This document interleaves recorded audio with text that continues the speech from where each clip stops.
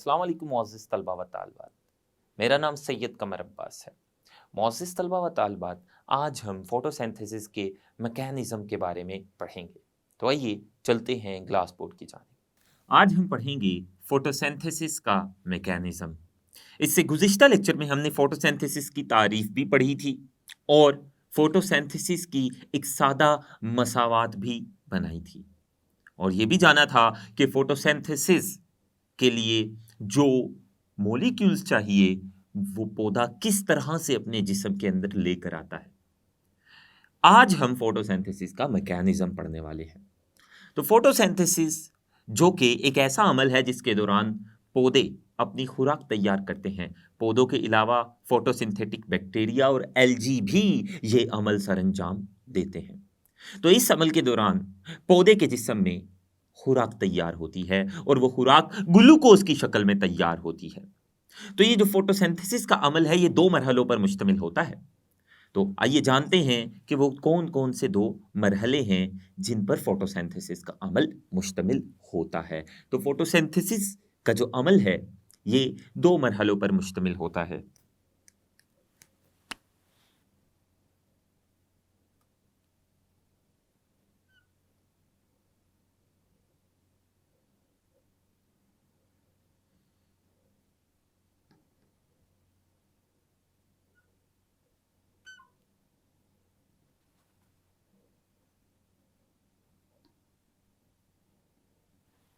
पहले हम उन दोनों मरहलों के नाम लिख लेते हैं।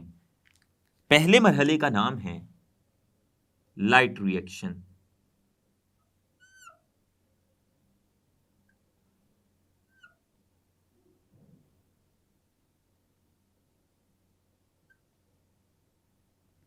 दूसरे मरहले का नाम है डार्क रिएक्शंस।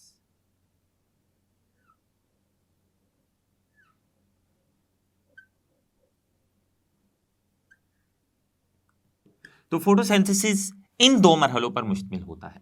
इन दो मरहलों के नतीजा में पौधा, एल्गी या फोटोसिंथेटिक बैक्टीरिया अपने जिस्म में खुराक तैयार करता है।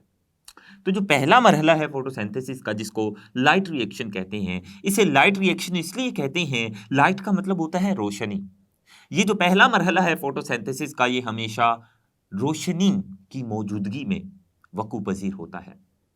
इसके होने के लिए रोशनी का होना बहुत जरूरी है। जबकि जो दूसरा मरहला है डार्क रिएक्शन वो रोशनी या लाइट के बगैर भी हो सकता है।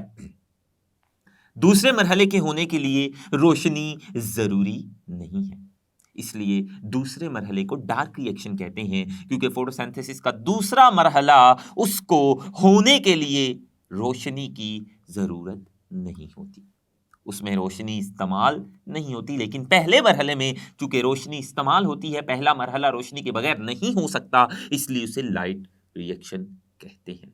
और दूसरे को डार्क रिएक्शन इसलिए कहते हैं क्योंकि वो रोशनी की गैर मौजूदगी में होता है, उसके होने के लिए रोशनी की जरूरत नहीं होती।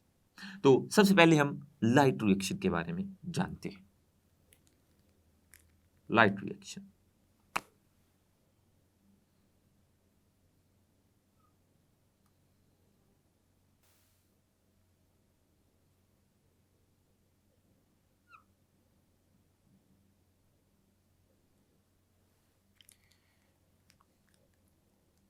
पहले इसकी हम तारीफ लिख लेते हैं। इस मरहले में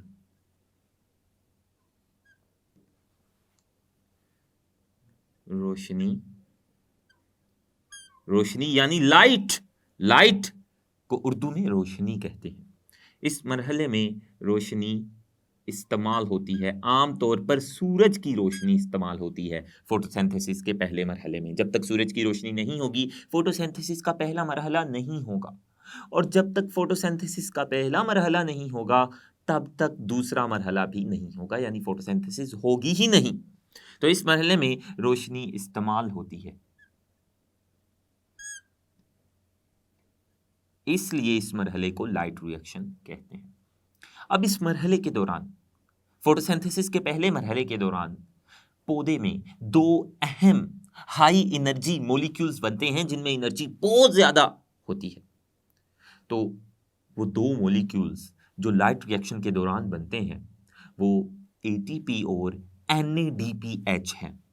ये दो मॉलिक्यूल्स हाई एनर्जी मॉलिक्यूल्स हैं, इनमें एनर्जी बहुत ज़्यादा होती है और ये दोनों मॉलिक्यूल्स हाई एनर्जी मॉलिक्यूल्स ये फोटोसिंथेसिस के पहले मरहले यानी लाइट रिएक्शन के दौरान बनेंगे।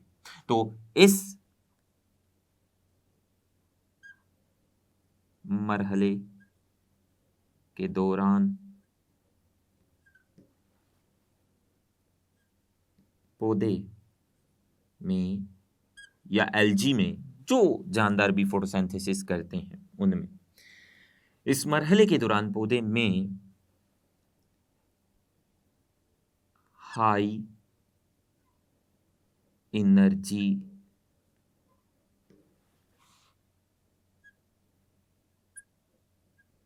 मॉलिक्यूल्स बनते हैं। और वो हाई एनर्जी मॉलिक्यूल्स कौन से हैं?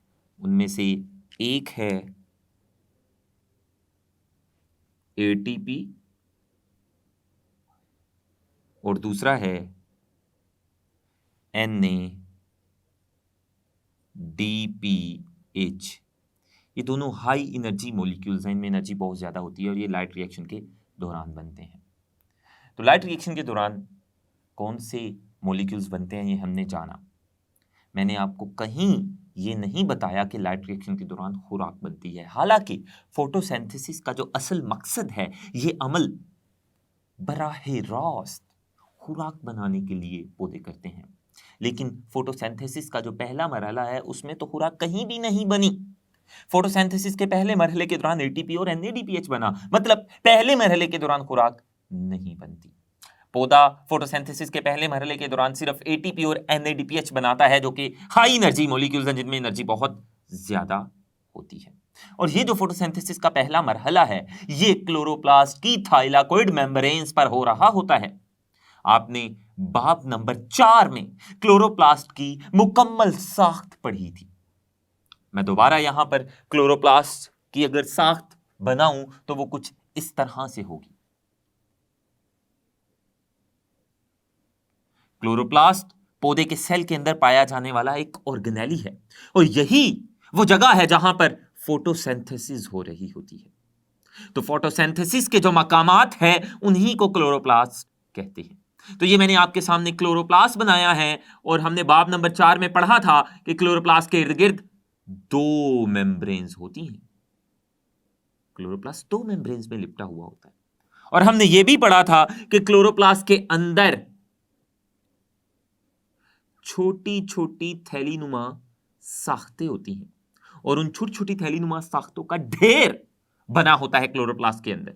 तो ये जो आपको क्लोरोप्लास्ट के अंदर छोटी छोटी गोल गोल थैलीनुमा साख्तें नजर आ रही हैं इन्हीं को तो थाइलाकोइड्स कहते हैं।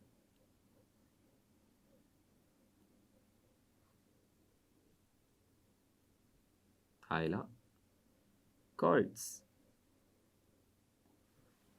ये थाइलाकोइड्स हैं। ये जो थाइलाकोइड्स की मेम्ब्रेन्स नजर आ रही हैं आपको, इन्हीं थाइलाकोइड्स की मेम्ब्रेन्स पर लाइट रिएक्शन हो रहा होता है जो कि रोशनी की मौजूदगी में होता है और जिसके दौरान दो हाई एनर्जी मॉलिक्यूल यानी एटीपी और NADPH बनते हैं। ये जो मरहला है फोटोसिंथेसिस का इन थाइलाकोइड की मेम्ब्रेन्स पर हो रहा होता है। तो ये हमने जाना लाइट रिएक्शन के बारे में। अब हम फोटोसिंथेसिस के दूसरे मरहले के बारे में पढ़ेंगे जो कि डार्क रिएक्शन है।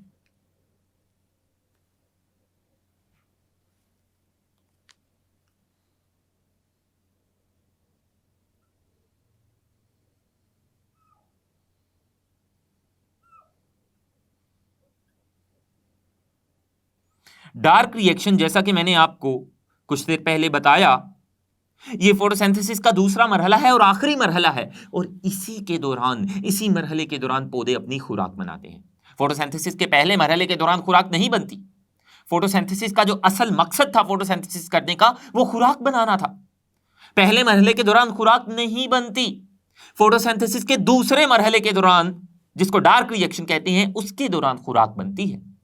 और डार्क रिएक्शन में आपको बता चुका ये जो दूसरा मरहला है जिसको हम डार्क रिएक्शन कह रहे हैं, ये लाइट या रोशनी को इस्तेमाल नहीं करता।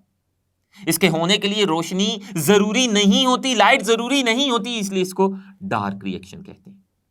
तो जो डार्क रिएक्शन है, इसको डार्क रिएक्शन इसलिए कहते हैं क्योंकि इस मरहले के दौरान रोशनी का बराह रास्त इस्तेमाल नहीं होता। आइए पहले हम इसकी तारीफ लिख लेते हैं। डार्क रिएक्शन,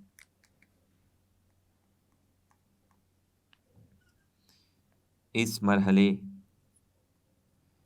के दौरान रोशनी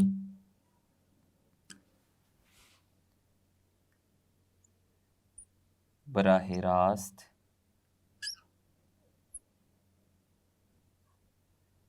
इस्तेमाल नहीं होती, इसीलिए तो इस रिएक्शन को डार्क रिएक्शन कहते हैं। जहां रोशनी इस्तेमाल ना हो, जहां रोशनी मौजूद ना हो, वो वाला हिस्सा डार्क होता है, क्योंकि ये उस जगह पर हो रहा होता है जहां पर रोशनी नहीं होती, क्योंकि इसके होने के लिए रोशनी जरूरी ही नहीं होती, इसलिए इसको डार्क रिएक्शन कहते हैं। और इसी दूसरे मरहले के दौरान, जिसको हम डार्क रिएक्शन कह रहे हैं, इसी मरहले के दौरान पौधे के जिस्म में खुराक बनती है। तो डार्क रिएक्शन के दौरान खुराक बनती है। इस मरहले के दौरान कार्बन डाइऑक्साइड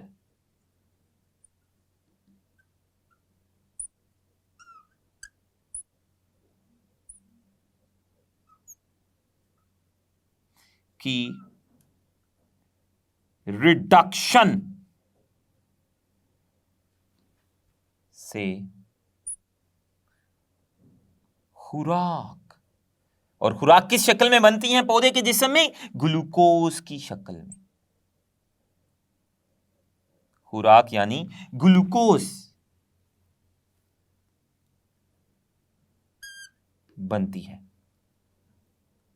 तो ये जो दूसरा मरहला है फोटोसिंथेसिस का, असल में इसी मरहले के दौरान खुराक बनती है। पहले मरहले के दौरान खुराक नहीं बनती, उसके दौरान एटीपी और एनएडीपीएच बनते हैं। हाँ, ये पहले मरहले के दौरान जो बनने वाले एटीपी और एनएडीपीएच है, इन दोनों हाई एनर्जी केमिकल्स और मॉलिक्यूल्स ने दूसरे मरहले में जाकर इस्तेमाल होना है, और इनका दूसरे मरहले के दौरान कार्बन डाइऑक्साइड से खुराक या ग्लूकोज बनाने में बड़ा अहम किरदार है।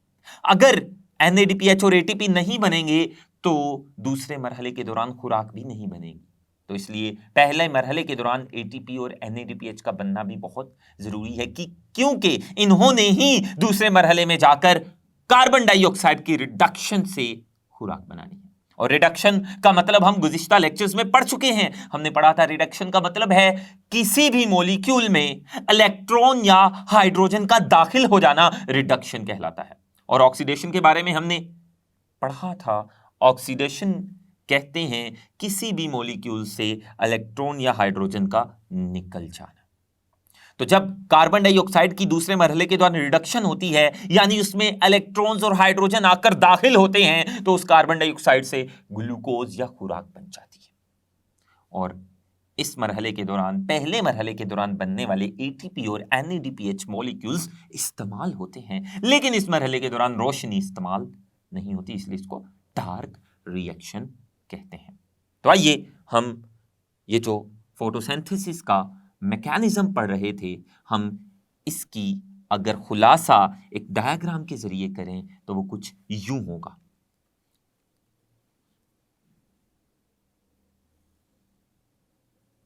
ये क्लोरोप्लास्ट है जहां फोटोसिंथेसिस होती है। क्लोरोप्लास्ट फोटोसिंथेसिस के मकामात हैं। क्लोरोप्लास्ट पौधे के सेल के अंदर पाए जाने वाले ऐसे ऑर्गेनेलिज हैं जिनके अंदर फोटोसिंथेसिस होनी है। तो ये क्लोरोप्लास्ट है, और ये जो क्लोरोप्लास्ट की अंदरूनी जगह है, इसे स्ट्रोमा कहते हैं। जरा याद कीजिए बाब नंबर 4 से क्लोरोप्लास्ट की साख्त। तो ये जो क्लोरोप्लास्ट की अंदरूनी जगह है, ये डार्क होती है, स्याह रंग की होती है, इसे स्ट्रोमा कहते हैं। इसी में एक स्याह रंग का फ्लूइड भरा होता है, और इसी स्ट्रोमा में क्लोरोप्लास्ट का ये जो स्ट्रोमा है, ये जो अंदरूनी जगह है क्लोरोप्लास्ट की, जो कि डार्क होती है, जिसमें एक डार्क फ्लूइड भरा होता है, इसी स्ट्रोमा में फोटोसिंथेसिस का दूसरा मरहला यानी डार्क रिएक्शन होता है। तो डार्क रिएक्शन कहां होता है? ये स्ट्रोमा में होता है। तो स्ट्रोमा में अगर मैं ब्रैकेट के अंदर लिख दूं डार्क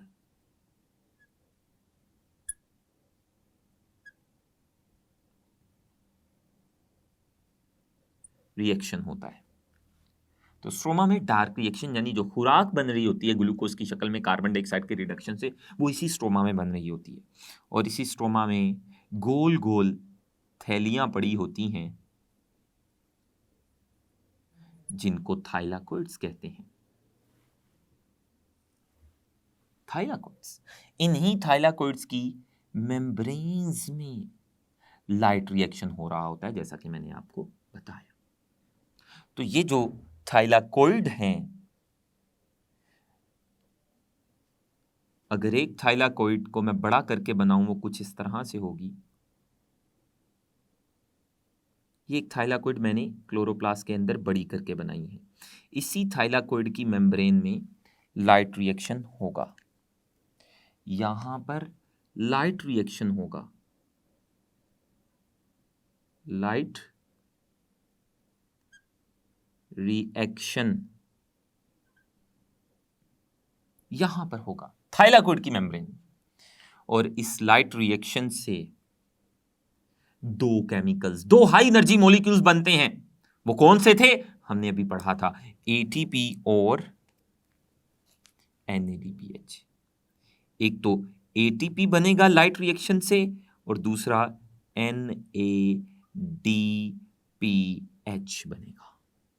और ये एटीपी और NADPH यहां स्ट्रोमा में खुराक बनाने में इस्तेमाल होंगे। तो स्ट्रोमा में डार्क रिएक्शन हो रहा होगा।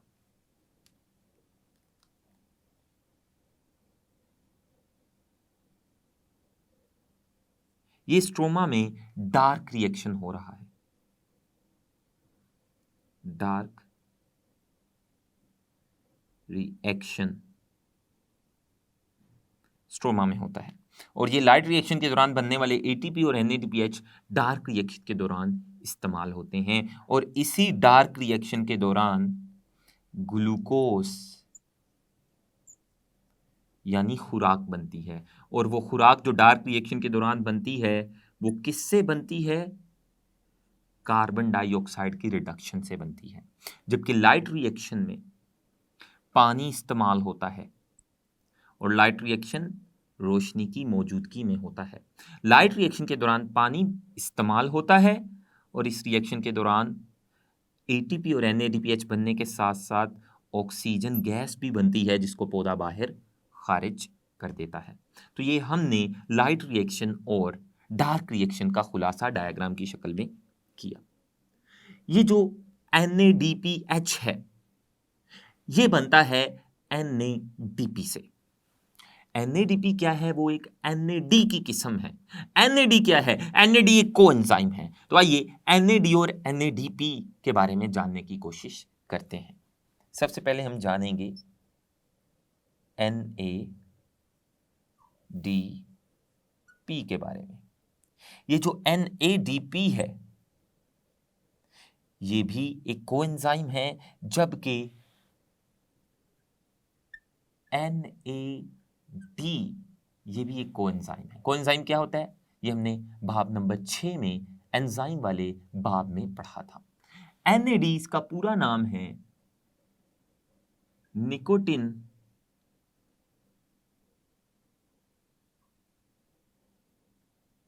Amide, nicotine amide adenine dinucleotide. काफी लंबा नाम है इसका और ये आपको याद करना पड़ेगा।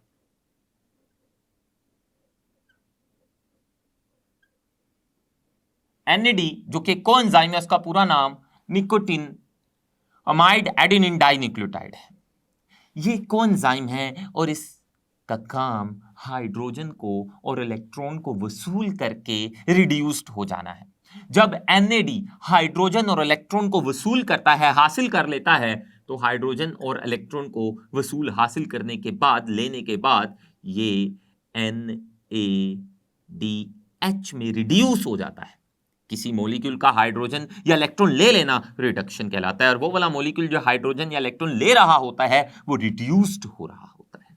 तो ये कब रिड्यूस्ड होगा? जब इसमें हाइड्रोजन आकर दाखिल हो जाएगा और साथ ही इलेक्ट्रॉन भी इसमें दाखिल हो जाएगा।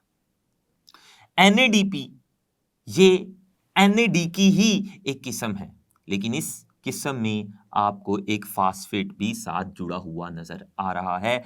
NADP भी हाइड्रोजन को और इलेक्ट्रॉन को वसूल करके NADPH में रिड्यूस्ड हो जाता है।